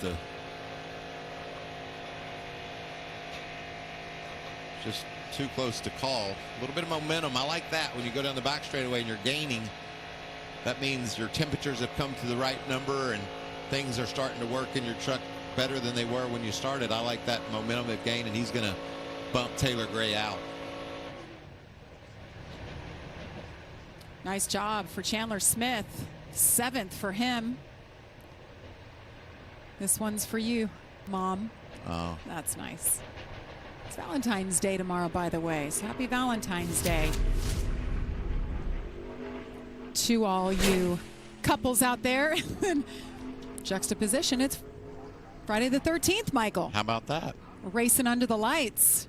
I think in Italy, 13's a lucky number, so it's going to be somebody's lucky number tonight, I promise you that. Cole Butcher's number 13 in this series. Haven't seen him go quite yet as we take a look at Lane Riggs. One of our championship favorites this season. What a talented young racer he is, and he's on the short list of who you're going to have to beat if you want to be champion in 2026. A 3-time winner last year. They came on strong. So often, Michael, he was the one driver that looked like he could stop. Looked like he could. He did a few times. He could at least keep up with him. With Corey Heim. Corey Heim. That was tough. An amazing season. He was a thorn in everyone's side, wasn't he? I think you just get more and more motivated to try to figure out how to beat him. Jamie, we talked about it. 2021, his first race, he's in a position late to win Darlington. And we're like, wow, this kid's special. Yeah, impressive, no doubt. Strana hangs on. He is the bubble boy now. And there's the 13 truck. Lucky number 13 for Cole Butcher. We saw him in a few races last year for Friesen in his second truck and picked up this ride with ThorSport. Great truck opportunity here. Nice young man. Chatted with him the other day after the Rockingham test and what he learned there and how he thought the team performed, and he was very happy, very optimistic. I don't know what happened with Lane Riggs there. Yeah, all the way back to 29th. Had to look on another screen to see where he ended up, but yeah, 29th. But as I told you, it does not matter. he could still win this race. Now, I also tell you, Jamie, I'd rather be first. I'd like to have that power, that speed under my hood, but you got to position yourself. You just got to be, a little fortunate, but sometimes you make your own luck, and that's what a fast truck will help you do. Butcher's hanging right there with Pastrana, but looks like Travis is going to be able to hang on to the 10th spot. A little over a 10th off for Cole Butcher as he crosses the start-finish line here. Butcher's 18th. 51.5 seconds to get around this place. Am I on 10th or no? You're still on the bubble, Trav. This guy's just loving it. Michael McDowell, Daytona 500 winner from 2021. He ran the truck race here last year, Michael, and he hadn't been in a truck in years. He said, man, these things are different. But he obviously had a good time. He's back for more. Yeah, he loves these big tracks, and it's really cool to get a chance to get in a truck that you know can win and go out there and show people what you're made of. I remember when McDowell came on the scene driving for you. Yeah. You remember that little accident he had down in Texas? A little accident. Oh, my goodness. Wow, that was crazy. We were across the street at the hotel we stayed at, and you heard it. It sounded like a bomb dropped, and it was Michael McDowell. We thought for sure something major had happened, and he was okay. He was fine. Testament to that place and the race cars you guys built, Michael. Look at this truck. I talked about the speed. Yeah. He's going to hop right up there with the 7 is going to go up there with the 77. Teammate on top, Carson Hocevar, and he bumps him. There it is. See where you're at, water temp. Remember your switches. And it knocked Travis Pastrana out. Look at him. He's just going to wander off. Bye, y'all. It's been fun being a part of the party. Where was that? I got drug tested. Yeah. Well, you got to do the real stuff. You got to go get drug tested. Those are all the things these race car drivers have to do. Physicals. Make sure you're ready to go. The weigh-ins yesterday. Butterbean. Here he is. I saw there's a Waffle House right down the street from here, Michael. Saw one 8 times last year in the ARCA Menards series. He gets that win. He takes the trophy with his buddies and his family to Waffle House. Still think that's a missed opportunity for them. You could see there's where Cletus went high, we talked about earlier, and went in high into turn 1. Had to hurt a little bit, but the momentum that he gained from the exit, it looked like, compared to Butterbean, wasn't that big of a price to pay. So Cletus McFarland, he is on the bubble in 10th. That's what you see there. I don't think that'll cut it, though. There's some really fast trucks left. 44 trucks. We haven't had a field that size in quite some time. That many drivers trying to make it to our 36 truck roster tonight. And Queen, you see 19th there. Survived that one. Survived another one. Come on, baby. How many more? It feels like they're sitting on the pole right now. The intensity.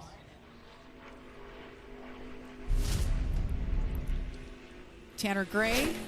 His turn next. Let's check in and hear from Cletus. How's he feeling there, Amanda? Well, I think he's trying to hope that he holds on to this 10th spot now, but some big names coming at you. Who are you looking at? I guess Majeski would probably be one to knock me down. He's still up there. There's 5 more trucks, I think. So I just hope I can stay top 10 right now. What has this week been like for you, Cletus? I'm absolutely living the dream. I literally am living the dream. I'm having so much fun to pull in and be second on the board, just even for a few minutes. Literally the greatest feeling ever. I mean, I just couldn't write a better script. I'm having a blast. I think we're all on bald eagle watch out here. That's right. You got to watch these bald eagles turn left into turn 1 down there. I'm pumped. I want to go again, so I'm trying to stay top 10 here. All right, well, we're keeping watch on this. It looks like Tanner Gray is coming at you, but the fun that you're having in this series, what do you make of the entry list tonight? Entry list is sick. I mean, I just can't believe it. I'm still kind of speechless, you know. Let's see if am I still on? Nope. Am I still on? Oh, I don't think I am. Oh, dang it. Describe the hurt. My heart is broken, but it'll be healed before the race starts.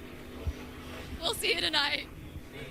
Over 5 million followers between YouTube and his social media, and you know they're all going to be tuned in here wanting to know what Cletus is doing. How much fun is that? And you know what I love? None of that is fake. Right. That's who he is. And when the cameras aren't rolling, which isn't very often, by the way, yeah. But when they're not rolling, he's that same fun-loving, kind, sweet man. Well, you went down and raced with them, those Crown Victorias. You guys get after it. He spun me out once. He said it was my fault. I said, you are a racer, aren't you? So Cletus will go back to the garage, get ready for tonight. Ben Rhodes. This is surprising, our pole sitter from last year. Yeah, his teammate, Jake Garcia's up in the 6th position. I think maybe there would be more speed in the 99, but it just doesn't seem to be there. But Jamie, we're talking 1/10 of a second, you know, and the draft is worth 2 seconds. So it's made up quickly.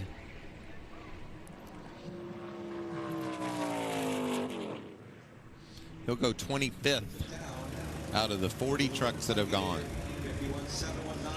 So Eckes He watches on. Hangs on to 10th right now. Michael McDowell, the fastest. Carson Hocevar, Caden Honeycutt. Tanner Gray did a really nice job there in 4th. And Grant Enfinger, top 5. Look at there. 2023 Daytona 500 winner. Ricky Stenhouse Jr. making his Craftsman Truck Series debut. Maybe one of the best NASCAR driver / golfers. Ricky's got a very good golf swing. Hits it from the left side of the ball and can really move it. I was listening to the conversation on pit road during qualifying for the Daytona 500. Cletus was out there just absorbing all that he could, but he walked up to Ricky and he's like, I've been wanting to talk to you. We're teammates for this truck thing and I need all your input. And Ricky said, you know, I've never raced a truck before, but I'll help you. I'll get you there. Well, just the difference between a cup car these days and a truck is it's just 180 degrees different. You just have to do so many things. And Ricky touched on it when we interviewed him earlier, between the sequential shifting and the H pattern and then the steering mostly. You know, you turn a cup car just so little because they're so precise and so quick. And these things do feel like a truck when you get down in the corner and you're turning on them. Ricky Stenhouse, 27th after his lap. So Eckes hangs on to the bubble. Once again, the top 10 will advance to the 2nd round. Matt Crafton, right? Nope, Nope. not this year. How many years was it with It's Matt? forever. Yeah, 25 or so. Matt Crafton has been a staple in this sport with this sponsor, with this team, with this number. So Ty Majeski basically just took his team, changed the number, sponsor, moved things around a little bit. But Wow. he said it's such an honor to get this number and to take it over. Yeah, Matt should be so proud of what he was able to do behind the wheel of this truck. And I know Ty winning would make him proud as well to be able to see that truck continue on with the kind of success that Matt had in it. I think that change is going to take people a little bit of time. Looks like he's got a fast. Yes, he does. Number 88. That's going to be up there in the top 5 or so, maybe even better. 3/10 faster than the bubble. Coming out of turn 4. That truck is beautiful. It's so easy to see on track. And it's easy to find Ty in the garage, by the way, in that bright yellow fire suit. Yeah. Ty Majeski, well done to the top. Christian Eckes gets bumped out. Now it's Chandler Smith on the bubble. Nice work. 50.9 seconds. John Hunter Nemechek joining us in the 62 truck for Halmar Friesen, Stuart Friesen's team. John Hunter flew with the Thunderbirds yesterday, Michael, and he went wake skating in Lake Lloyd with Travis Pastrana the other day. He's had a fun week. Very energetic young man. Adventurous too, obviously. He works hard at his craft. Did a great job last night, by the way, in his duel. Qualified really well for the Daytona 500. Well, he's got a truck here that I think he can compete for that 10th spot. Really close, at least. Qualified 11th for the Daytona 500. You'll see on Fox coming up on Sunday. Looking forward to that. Going to come up a little bit short of the top 10 here.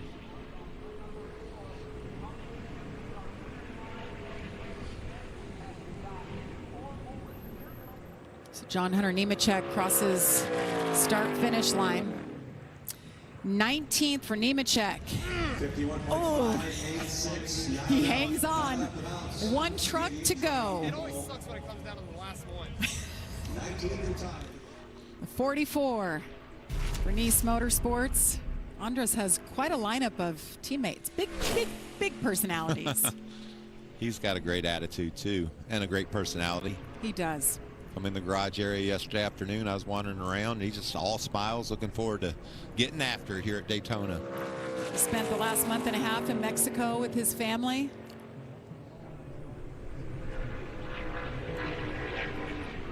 in the red to the bubble right now. So far, Chandler Smith is looking safe.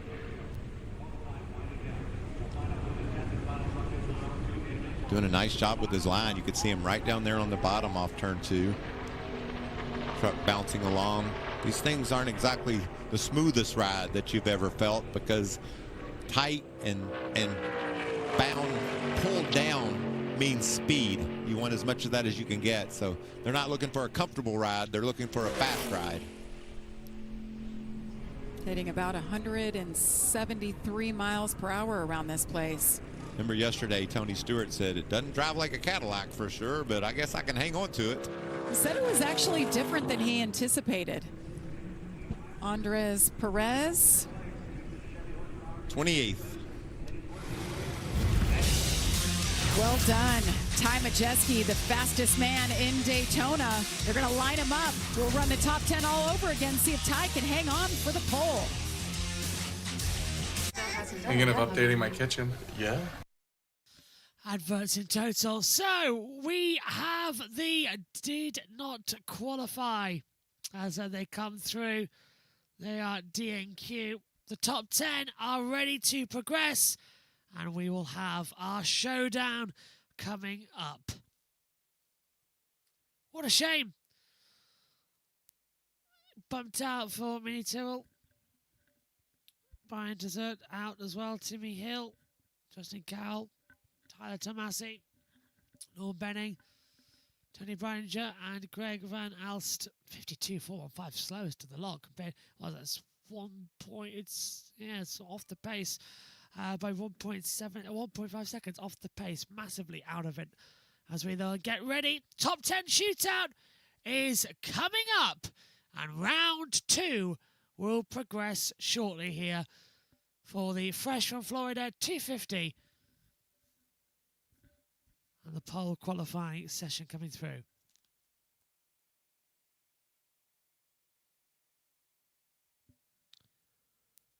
I have no idea if the chat's being civil, but good luck. Is the 40 car in the field? Checking. Well, the car's out, the 14, the 28, the 56, the 90, the 69, the 6, the 27, and the 35. They're out of it. Oh, 36 cars in the... Oh, I thought you meant the number 40 was out. No. 36 cars in the Truck Series race coming up later on. 40 cars in the NASCAR Cup Series race for Daytona 500 just double checking getting the official news. And to explain, because JT sent it to me earlier on. Yeah, Anthony Alfredo disqualified. BJ McLeod is in to the race. So that is the runners going forward. So we will have 41 cars because Jimmy Johnson has raced his way in on an exception clause, the same that was used last year for Helio Castroneves. So we will automatically see 41 cars in the Daytona 500. No ifs, no buts, no candy or nuts. Okay, we're getting ready for the top 10 shootout. And hopefully then we can start to get our pole runners coming in.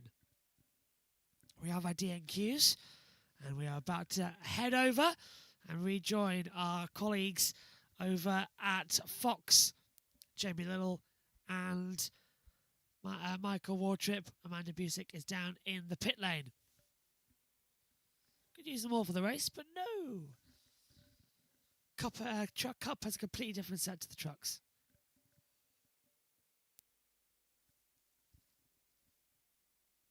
Hopefully you're all enjoying your evening. Just catching up to NASCAR rules. Don't worry at all. Let's get back over. This race and this racetrack and what you've seen. You're already smiling. I mean, I love Daytona, all right? Sleeves off, Florida sun. I just don't think there's anything better.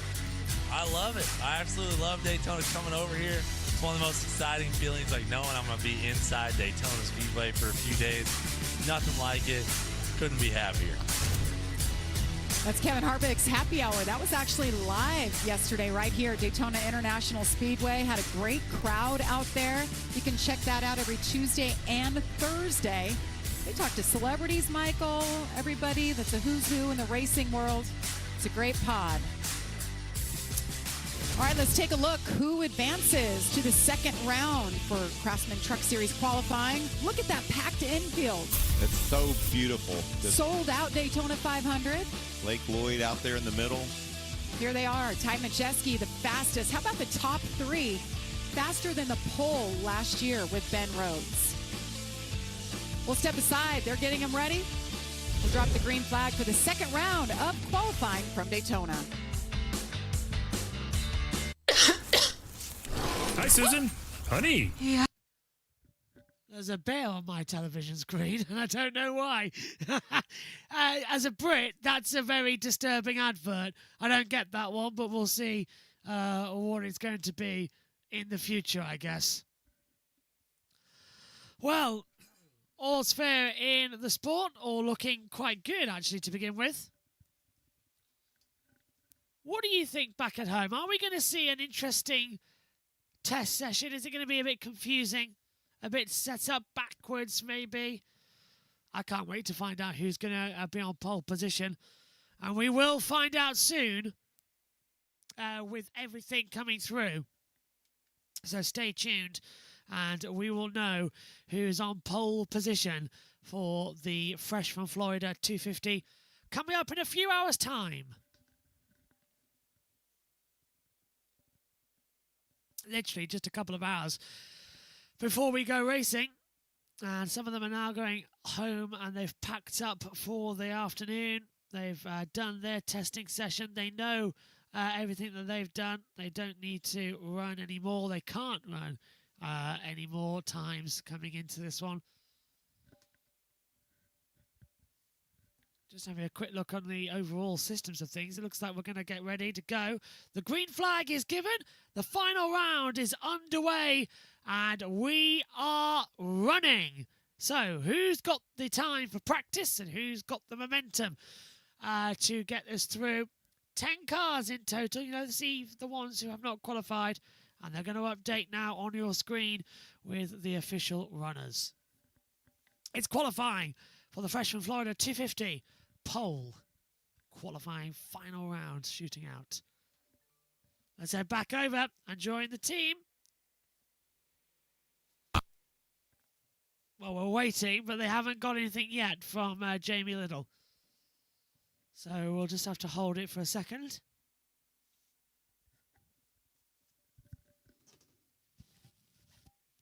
And then we will begin. Such a great person, Ricky Stenhouse going through. Caden Honeycutt has entered the pit lane. So here we go. Let's head back over to Fox Sports. This is going to take forever. How many adverts do you need? We've got a green flag. We've got cars going out there. Let's go, go, go, go, go.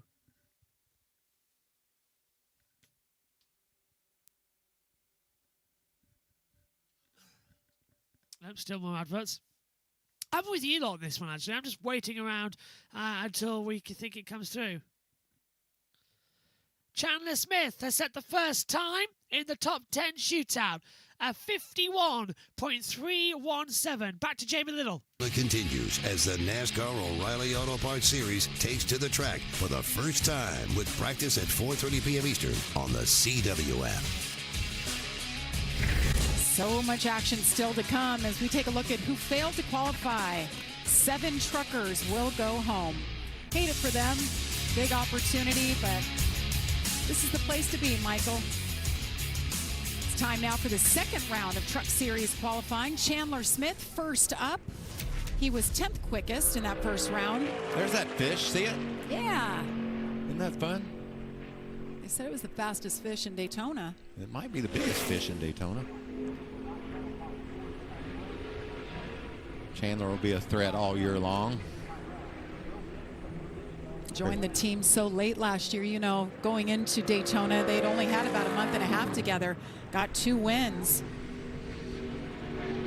Picked it up about a 10th. I was really curious. I expect that everybody will pick up a little bit by the time you get your grease and your hubs and all the transmission fluids and everything warmed up, rear end gear.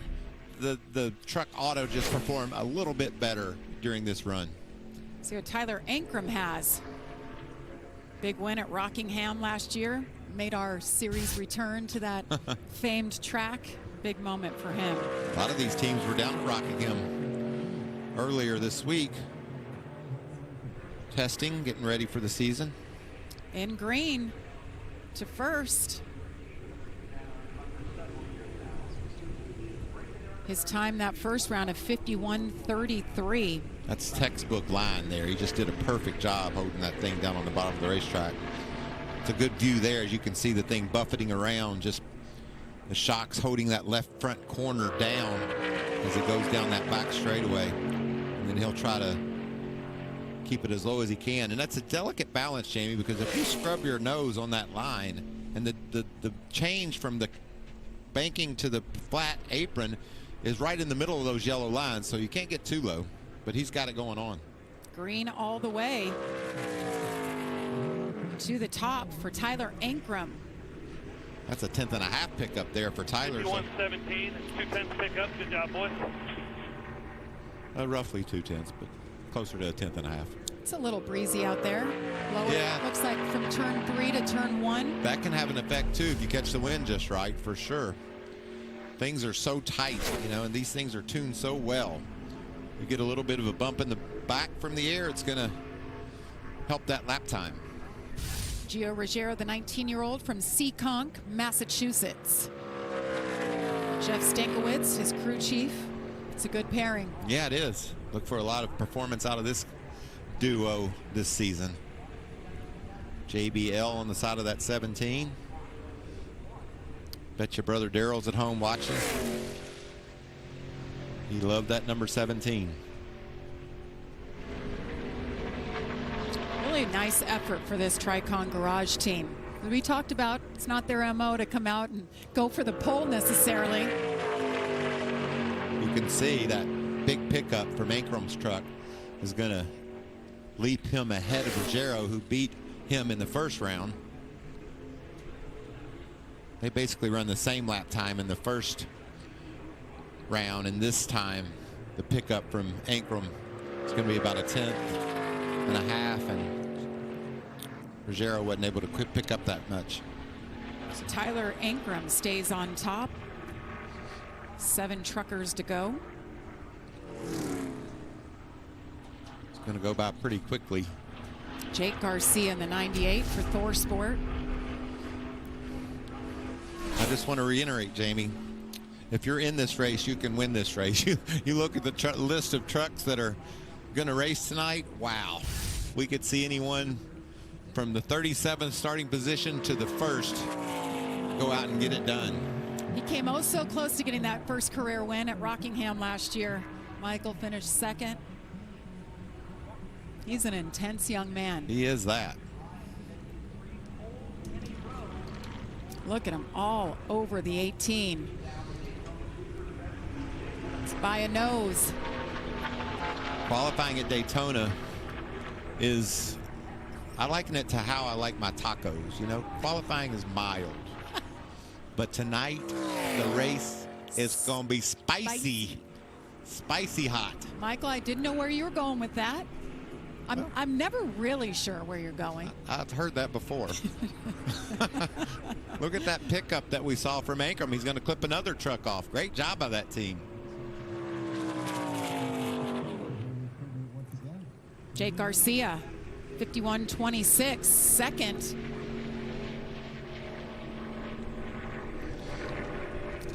Grant Enfinger. Grant County Mulch, Champion Power Equipment, 2 great sponsors for this guy. One of 2 former winners here in the Truck Series at Daytona. Last year they were a little bit off from what we come to expect from him in CR7 Motorsports. I think they're back.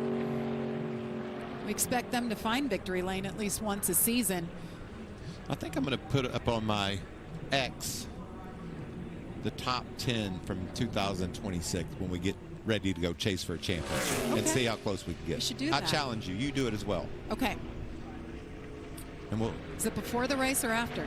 Before. Okay. Look at this tight race. Oh my gosh, it's like one Looks like truck one out truck. there. You're right. That's what I was thinking. So close. Grant Enfinger trying to take it from Tyler Ankrum. This is unbelievable. Enfinger had 0.2 of a second on Ankrum in that first round, but He's Tyler got the edge by a few feet. Tyler erased that.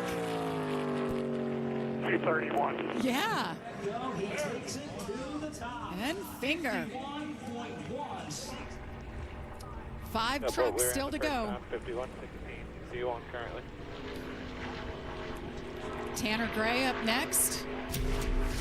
51.03 was his fast time in the first round, 176.3 miles per hour. That would do the trick for now, Jamie, if he could just repeat. I say he does better than that. See the speed bumping up over 177 miles an hour, 8,000 RPM. I love how we're able to That's wild. Fox get inside of that truck and figure out what the engine's doing. We can also see with their ghost trucks how tight everything is. I love technology. I love what we're doing here. Tanner was another one that came oh so close to getting that first win. Second at Pocono. He's in the green still. Can he hang on to it? Pulling away a little bit from Grant Enfinger. Got 6 trucks that have run in this final round. We got a Toyota first now with Tanner Gray clipping Grant Enfinger. A couple Chevys, a couple Toyotas, and a couple Fords. A lot of parity. That's right.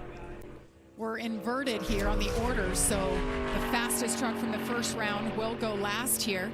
As we take a look at Caden Honeycutt, I think this is going to take a little getting used to as well, Michael. This truck looks exactly like it did all season long with Corey Heim behind the wheel.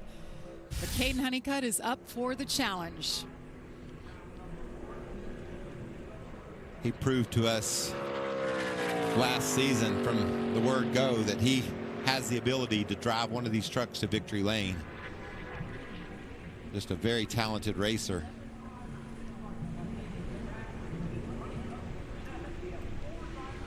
So impressive what he was able to do. Technically drove for 3 different teams last year and made it to the championship 4, and that got a lot of people's attention. And I think Tricon said, that's our man. That's our man. Toyota liked what they saw.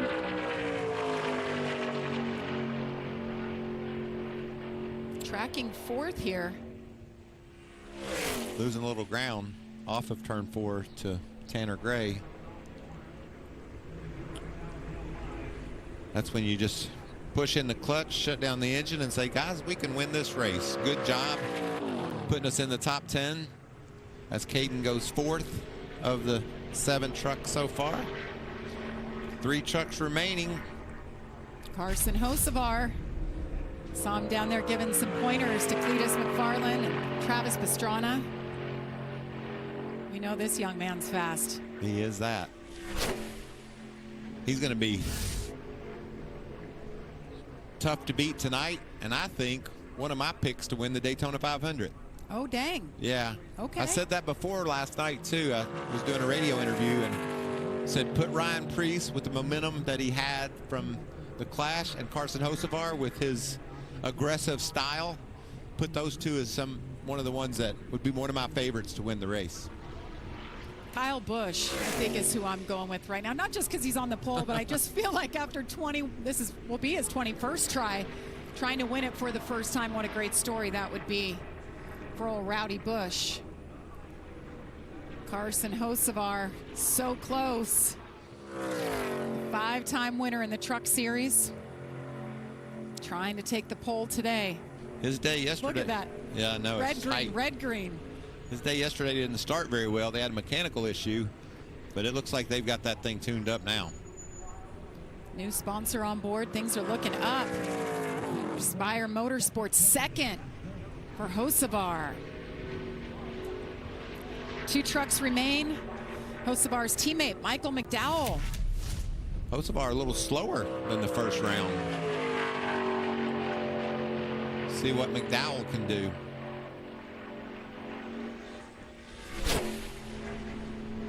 guys take that high lane, that high road, all the way around, coming to get the green, just trying to make the track as long as they can in order to build up as much speed as they can, and then dive down to the white line, yellow line, and hold that truck as low as it feels comfortable to them.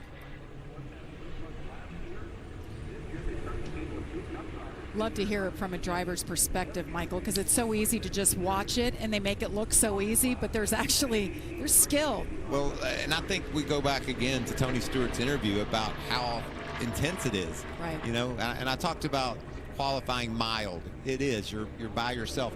But it's intense for the driver because he wants to do as perfect of a job as he can to give the team that worked so hard on this truck all winter the best result that the truck can get. Michael, he's looking good. McDowell comes out of 4 in the green. Pulling away from Tanner Gray. And to the top, McDowell goes. A 50.93, Tanner Gray second, and our final truck coming up, the 88 of Ty Majeski. That lap of Michael McDowell is 1/100th of a second faster than what Majeski ran in the first round. So if Majeski picks up anything, he's going to be our pole sitter. You see it there, a 2-time Daytona truck pole winner. He knows the art of a fast lap around here.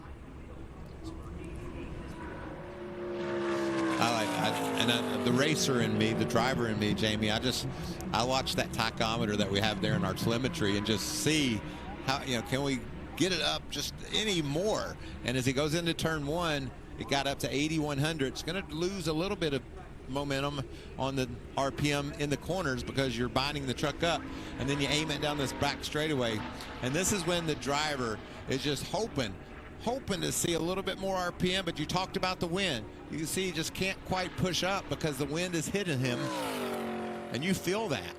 See him maxed out there, 7,800 RPM, 172 miles per hour.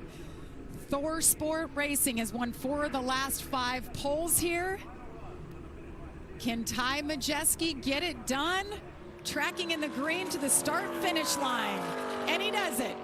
Ty Majeski is on pole for the NASCAR Craftsman Truck Series race coming up tonight. His 3rd pole here at Daytona.